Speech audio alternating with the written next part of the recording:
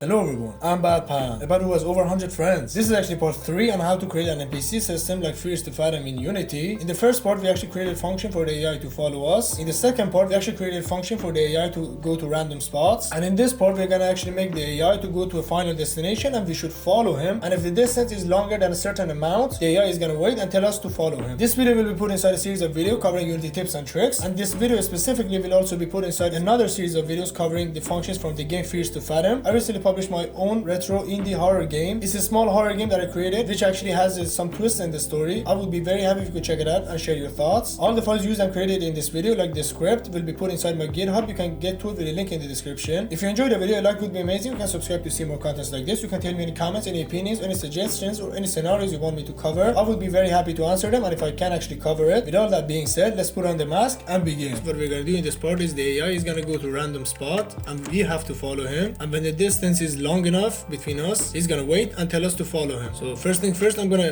duplicate one of these. So I'm just gonna select this one. I'm just gonna hold Control and press D or right click duplicate. I'm gonna call it final destination, and I'm gonna put it down here, and I'm gonna put it in a random spot, like maybe here. So the AI should go from here to here. I'm gonna select the AI and the player, and I'm gonna move both of them outside of this room so the AI can actually go over there. That's everything we need for the editor part. We created a destination, and everything else we need is created from the previous parts. So I highly recommend you guys to watch the previous parts. Inside the script, I'm gonna add a part. I'm gonna call this one part 3, so you guys know this part is for part 3. We need to create a new boolean to actually say if the AI wants to go to this final destination and we should follow him or not. So I'm just gonna create a new boolean. I'm just gonna call it should go to final destination, which is equal to false by default. I'm gonna change the amount in the following minutes. Then what I'm gonna do is I'm gonna come inside void update, and I'm gonna say if should go to final destination is equal to true. We go ahead and we do functions inside this one. What we have to do in here is we first gonna calculate the distance between us and the AI. We have done it before. I'm gonna open this one and we can just copy this. So I'm gonna select it, Control C to copy and Control V to paste it here. It calculates the distance between us and the AI. So we need two different things in here. One of them is the float distance. This distance is the distance between us and the AI. So I'm just gonna say distance us to AI. And we need another float. I'm gonna call it distance final. And it is the distance between the AI and the final destination. So vector 3, the distance from transform the position of the AI to the position of the final destination cube that we created. We don't have that, we need a reference to it, so I'm just going to give it a reference as a game object. So I'm just going to say public game object. I'm going to call it final destination underline game object. You can give it any name you want. I'm going to give it this name, and we need to give it its transform. So I'm just going to say final destination game object dot transform dot position. So it's going to calculate the distance between the AI's position to the final destination cube's position. And we're going to add the semicolon here. To actually make the AI move, we need to actually check if the distance between the AI and the final is bigger than a certain amount, then the AI has to go that way. So we're just going to say if distance final less than 5 maybe. We know that the AI has reached its destination, so AI reached destination. And for that, I'm just gonna say agent that is stopped equal to true. We want the AI's animator to be on idle, as we did in the previous part. So animator dot set integer as C, give it an int number of 0 to put it on idle animation. And what if the distance is bigger than 5? So we're just gonna say else if distance final is bigger or equal to 5. Because we didn't put any equal here, we only have the values less than 5, and you have to put the equal here so there's covers all of the numbers in between them and it doesn't introduce any bugs. So bigger or equal than 5, we're just gonna say AI should go to destination, and we're just gonna say agent that is stopped is equal to false. Animator dot set integer, we need to put it on walking animation.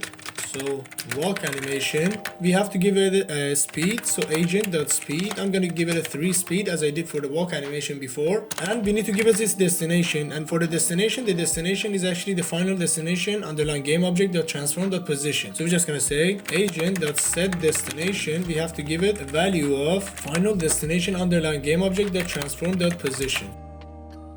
Up above of this, we're gonna check if the distance between us and the AI is, for example, bigger than a certain amount, then we shouldn't, come and do this. And if it is actually less than that certain amount, we have to, go ahead and do some stuff. So we're just gonna say if distance to AI is less or equal to 15 maybe. If the distance between us and the AI is less than 15, less or equal to 15, we can go ahead, we can cut both of these. To cut, you have to select all of it and hold Control, press X or right click and cut, and come in here, Control V or right click and paste. And we paste it inside here, so whenever the distance between us and the AI is less or equal to 15, we can actually let the AI to go to its final destination. Then we're gonna say else if distance is bigger than 15. So if the distance between us and the AI is actually bigger than a certain amount, we have to go ahead and let the AI wait and tell us to follow him. So we're just gonna say agent.is stopped is equal to true. The AI should stop. We have to put it on idle animation. So animator.set integer. We have to give it a value of 0 for the idle animation. We don't have to do anything else. We stop the AI, and the next thing we're gonna do is we're gonna wait until the player comes inside and lets the AI move. In void start, I have to give them values. I'm gonna create a section inside here called tell the AI what to do. And I'm gonna say, what to do. Should follow player, which is equal to false. We don't want the AI to follow the player. Should go to random spot is actually equal to false.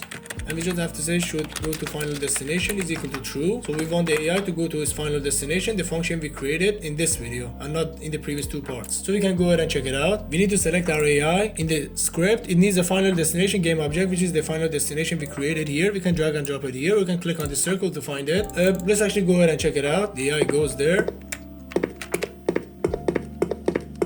So if the distance is, like 15, bigger than 15, it's gonna wait until we go closer. That's how to actually create the function, but let's create one more thing to actually make it more beautiful and make it more realistic. There is one additional thing I'm gonna do. We're gonna create a function for the AI when we are, far away from the AI. For example, in this case, we want the AI to say, for example, come on, we're, actually late or something like that, move faster or something like that. We're gonna actually use a text file in here. So to actually use a text file in your script, you have to reference it here. So using Unity engine.ui instead of AI. We have the AI here. We need to put UI as well. And for part 3, I'm gonna call talk here, and it's gonna be public text. I'm gonna call it subtext. So we have a value for subtext, and we're gonna create a function for the text appearing. So I'm gonna close void update. I'm gonna go down of void update. I'm gonna create an I enumerator because I'm gonna wait for 2 seconds. Then I want the text to disappear. So I'm just gonna create a new I enumerator. I'm gonna call it AI talking CO, which stands for coroutine. And it has to return a value. When we say yield return new, wait for some time, it will just fix it, so no worries on that. When we reach a certain destination, what we're gonna do is we're gonna, for example, start coroutine. We're gonna call that I enumerator, and this is the I enumerator. One more thing which is gonna happen. First I'm gonna create it, then I'm gonna show you what will happen. We're just gonna say subtext.text. The AI should say move faster, we are late, and we should wait for 2 seconds. Yield return new, wait for 2 seconds. Then we're just gonna say then we're gonna clear it and let the AI move on. So how to stop the AI from moving when it is talking? So when the distance between us and the AI is bigger than 15, the certain amount we created up there, the AI is gonna talk to us, and it has to wait 2 seconds, even if the distance is less than a certain amount in that period of time. So when the AI is talking, we don't want it to move in any condition. So let me actually first show you to better understand it. Maybe words cannot, show what I mean. So I'm gonna create a new canvas, UI canvas. I'm gonna make it scale with the screen size. Give my screen resolution 1920 by 1080. Put this one at 0.5. I'm gonna create a small UI panel for the AI, and we just have to give it a UI as well, UI text. I'm gonna use a legacy text in here, which is actually easier to use in this case.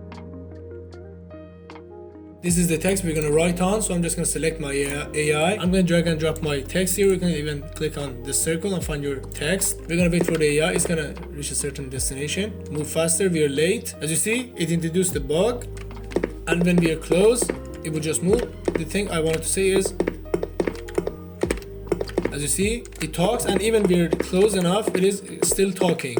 So I don't want to do this. When he's talking, we don't want it to, repeat it again and again. And we don't want it to, talk while he is walking. So we want it to wait until this 2 seconds has passed, then he can move. We actually need a boolean for that. So I'm just gonna say here, I'm just gonna create another boolean. I'm gonna call it AI is talking, which is equal to false by default. What we're gonna do is we're gonna go inside our enumerator. We're just gonna say AI is talking equal to true. And after the 2 seconds, we're just gonna say AI is talking is equal to false. What else we're gonna do? We're gonna come in here. When we said if should go to final destination equal to true, we're just gonna add a part. We're just gonna say and. If you don't know how to put and, you have to hold shift and press 7 on your keyboard. Mine is this way. And we're gonna say AI is talking is equal to false. If we have to go to final destination and the AI is not talking, we can go ahead and actually come in here and do these functions. Let's go ahead and check it out. But first, before checking it out, let's actually create a function for activating the panel. It's actually very easy. We don't have to do it. You guys don't have to do it, but I'm gonna do it to make it more beautiful. So we need a reference to our panel, public game object, talk panel. We just activate the talk panel. Set active true, and when we're done talking, we just deactivate the talk panel.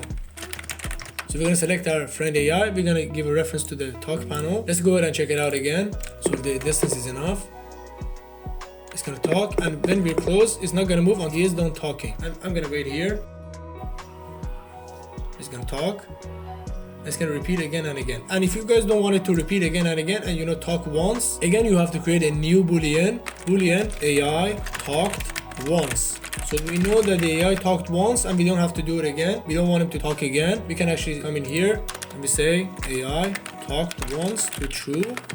But when do we want to make it false? We want to make it false when the AI actually moved again. And I'm going to actually put the AI talked once here. I'm going to reset the AI talked once in here. So we're going to wait until it moves again. And when it actually moved again and stops, it can again tell us, but it won't just repeat again and again. So how to actually use this, the thing we created, we're just going to come in here. We're just going to add an if statement in here. We're just going to say AI talked once is equal to false. And if the AI actually did not talk before, we can go ahead and create run this start coroutine again. So let's go ahead and check it out. I know it might sound a little bit confusing, but I tried to explain everything. You guys don't have to actually do these additional parts. Let's go ahead and check it out. So as you see, it's gonna walk, it's gonna show, it's gonna disappear. It's not gonna show it again until we go again, and it again reaches a certain amount of distance. Then it's gonna show, then it's gonna disappear until we go ahead again, and the distance comes,